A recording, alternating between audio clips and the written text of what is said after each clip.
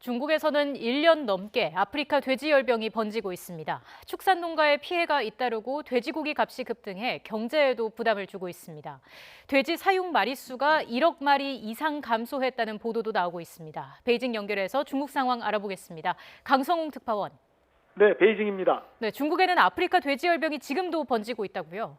그렇습니다. 지난주만 해도 중국 중북부의 닝샤 자치주에서 아프리카 돼지열병이 또 확인됐습니다. 현재 아프리카 돼지열병은 중국 내 31개 성과 직할시 자치구에 모두 번져 있는 상태입니다. 중국에서는 지난해 8월에 북부 랴오닝 성에서 아프리카 돼지열병이 처음 발병했습니다. 그 뒤 대대적인 차단 대책으로 많이 누그러들었다는 게 중국 정부의 공식 발표입니다.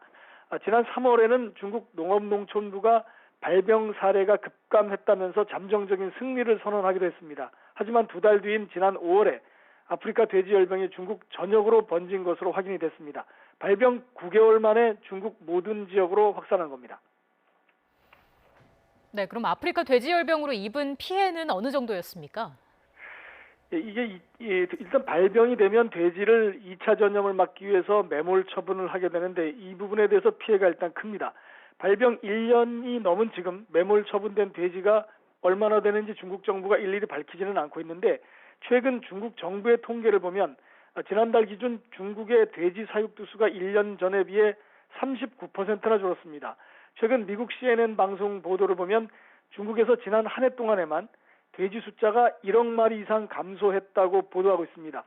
중국 전체 돼지 사육두 수가 4억 2천만 마리 정도 됩니다. 그러니까 1억 마리가 줄었다는 것은 3분의 1, 4분의 1가량이 초토화됐다 이렇게 볼 수도 있겠습니다.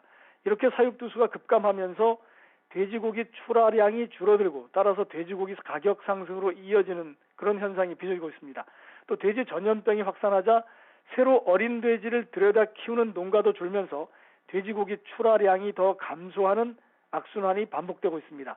중국 정부 통계를 보면 지난달 돼지고기 가격이 1년 전에 비해서 46.7%나 올랐습니다. 그런데 실제로 소비자들을 만나서 물어보면 올해 초와 비교해서도 2배 정도 오른 것 같다 이렇게 체감 물가를 말하기도 합니다.